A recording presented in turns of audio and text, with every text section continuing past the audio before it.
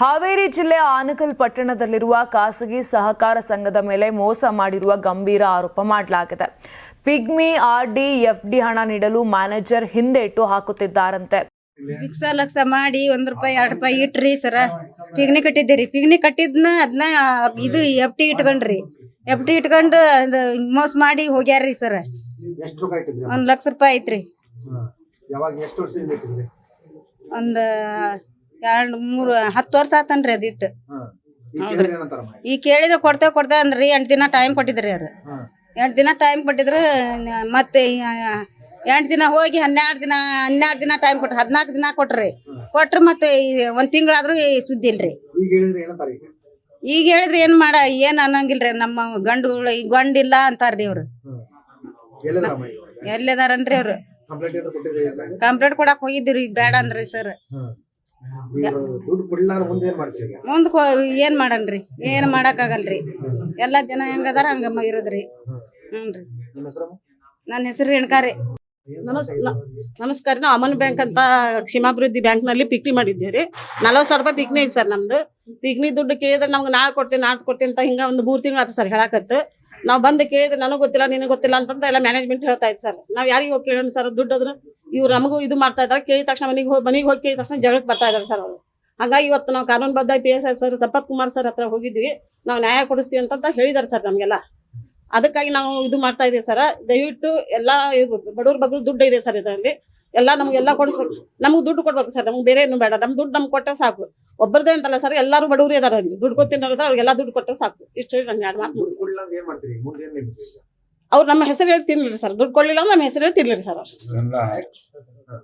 ಅವ್ರ ಮನೆ ದುಡ್ಡು ಕೊಡ್ಲಿಲ್ಲ ಅಂದ್ರೆ ಮನೆ ಮುಂದೆ ಹೋಗಿ ಎಲ್ಲರೂ ಕುಂತ ಧರಣಿ ಮಾಡ್ತೇವೆ ಸರ್ ನಾವು.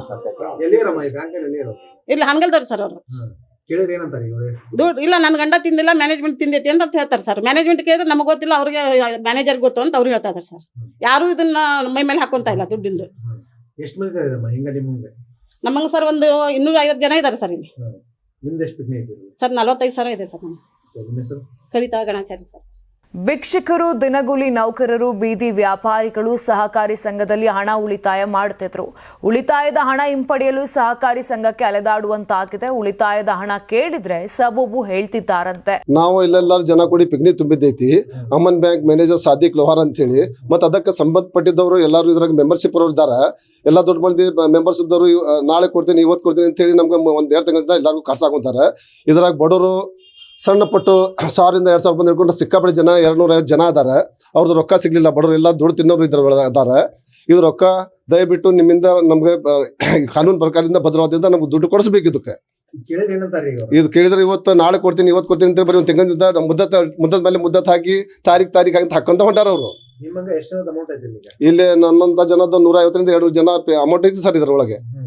ಅವ್ರದ್ದು ಎಲ್ಲಾರ್ದು ದುಡ್ಡು ಬಡವರು ಇದಾರೆ. ಎಲ್ಲಾರ್ದು ರಿಕ್ವೆಸ್ಟ್ ಮಾಡಿ ಹೇಳ್ತೀನಿ, ಎಲ್ಲಾರ್ದು ಪೇಮೆಂಟ್ ಕೊಡಿಸ್ಬೇಕು. ಕೊಡ್ಲಿಲ್ಲ ಅಂದ್ರೆ ಅವ್ರ ಮನೆ ಭಾಗದಾಗ ಕುಂದಿರ್ತೀವಿ. ಎಲ್ಲ ಕರ್ಕೊಂಡು ಹೋಗಿ ನಾವು ಸಂಪತ್ PS ಅವ್ರಿಗೆಲ್ಲ ತಿಳಿಸಿದೀವಿ.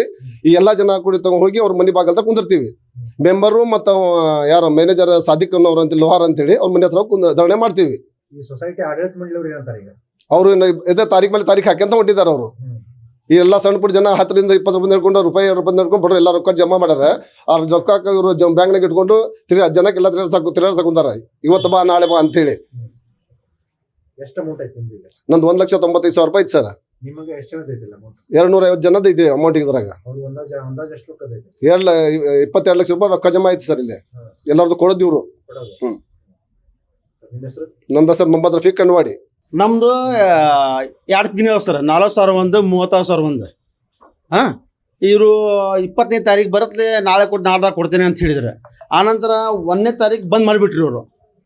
ನಾವು ಇವ್ರು ಫೋನ್ ಹಚ್ಚತ್ಲೆ 10 ತಾರೀಕು ಮೀಟಿಂಗ್ ಐತಿ, ಡೈರೆಕ್ಟ್ ಬಂದು ಮೀಟಿಂಗ್ ಮಾಡ್ತಾರೆ. 11 ತಾರೀಕು ನಿಮ್ಗೆ ದುಡ್ಡು ಕೊಡ್ತೀನಿ ಅಂದ್ರೆ, ಆನಂತರ 11 ತಾರೀಕು ಬಂದು ಫೋನ್ ಮಾಡಿದರೆ ಇವ್ರು ಬಂದೇ ಅಲ್ಲ.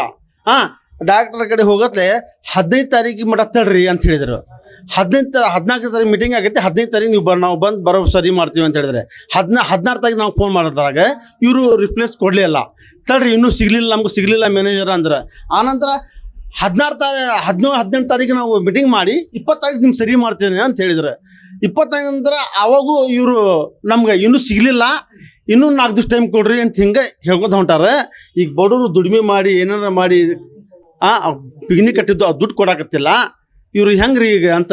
ಆದರೆ ನಾವು ಮತ್ತು ಪಿ ಎಸ್ ಸರ್ಕಾರ ಕಡೆ ಹೋಗತ್ಲೆ ಅವರು ಒಂದು ಭಾಳ ಚಂದ ಹೇಳಿದ್ರು, ನೀವು ನಿಮ್ಮ ಕರ್ತವ್ಯ ನೀವು ಮಾಡಿರಿ, ಇನ್ನೂ 2-3 ದಿವಸ ಟೈಮ್ ಕೊಡ್ರಿ, ಆವಾಗ ನಾವು ಅವ್ರು ಕರೆಸಿ ನಿಮ್ಮೇನಾರ ಕಾಂಪ್ಲೇಂಟ್ ತೊಗೊಂತೀವಿ ಅಂತ ಹೇಳಿ ಅವರು ನಮಗೂ ಅವಕಾಶ ಕೊಟ್ಟರು. ಈ ಬ್ಯಾಂಕಿಗೆ ಏನು ಸರ ಭಾಳ ಸರ್ ಅದಾರ, ಒಂದು 200 ಜನ ಮೇಲೆ ಅದಾರ. ಈ ಸರ ಈಗ ನಾವು ಇಷ್ಟು ಈಗ 60 ಮಂದಿ ಅದೀವಿ ಸರ್. ಹಿಂಗೆ ಪತ್ತೆ ಹತ್ತಾಗ ಮತ್ತೆ ಬರೋದು ಹೇಳೋದು ಮಾಡಾಕತ್ತಾರ. ಟೋಟಲ್ ಒಂದು 22 ಲಕ್ಷ ಅಮೌಂಟ್ ಐತಿ ಸರ್ ಇಲ್ಲಿ. ಕೇಳತ್ತೆ ಮಾಡ್ಕೊಡ್ತೇನೆ. ಇವತ್ತು ಸೋನೂರು ಬಂದಿದ್ರು, ನಮ್ಮ ಟೈಮ್ ಕೊಡ್ರಿ, ಇನ್ನೂ ಸಿಗ್ಲಿಲ್ಲ, ಮ್ಯಾನೇಜರ್ ಸಿಗ್ಲಿಲ್ಲ, ಇನ್ನೂ ಸ್ವಲ್ಪ ಟೈಮ್ ಕೊಡ್ರಿ ಅಂತ ಹೇಳಂತಾರ. ನಮ್ಮ ಹೆಸರು ಅಬ್ದುಲ್ ರೆಹಮಾನ್ ಅಂತ. ಸುಮಾರು 250ಕ್ಕೂ ಹೆಚ್ಚು ಗ್ರಾಹಕರಿಂದ 22 ಲಕ್ಷಕ್ಕೂ ಅಧಿಕ ಹಣವನ್ನ ನೀಡದೆ ಸಹಕಾರಿ ಸಂಘದ ಅಧಿಕಾರಿಗಳು ನಿರ್ಲಕ್ಷ್ಯ ವಹಿಸುತ್ತಿದ್ದಾರಂತೆ. ಹೀಗಾಗಿ ಅಮನ್ ಅಲ್ಪಸಂಖ್ಯಾತರ ಕ್ಷೇಮಾಭಿವೃದ್ಧಿ ಸಹಕಾರ ಸಂಘದ ವಿರುದ್ಧ ಗ್ರಾಹಕರೆಲ್ಲ ಪೊಲೀಸ್ ಠಾಣೆ ಮೆಟ್ಟಿಲೇರಿದ್ದಾರೆ. ಇರ್ಫಾನ್, ಕರ್ನಾಟಕ ಟಿವಿ, ಹಾವೇರಿ. ಸಂಕ್ರಾಂತಿ ಹಬ್ಬದ ಪ್ರಯುಕ್ತ ಆಟ್6 ಮತ್ತು ಕರ್ನಾಟಕ ಟಿವಿ ವತಿಯಿಂದ ರಾಜ್ಯ ಮಟ್ಟದ ಸಂಕ್ರಾಂತಿ ರಂಗೋಲಿ ಸ್ಪರ್ಧೆ.